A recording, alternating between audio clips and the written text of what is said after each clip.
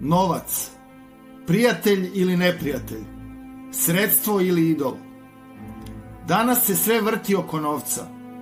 Više novca znači više moći, više mogućnosti, ali i više problema. Da li novac upravlja nama ili mi njime? Biblija ne nudi samo duhovne savete, već i praktične životne principe koji i danas donose mir i sigurnost.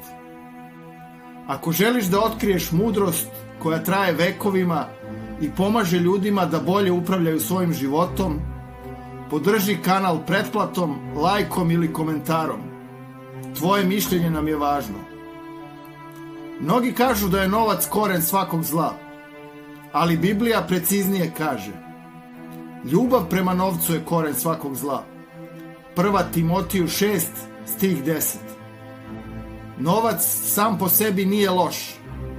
Problem nastaje kada on postane cilj, kada nam kontroliše srce i odluke.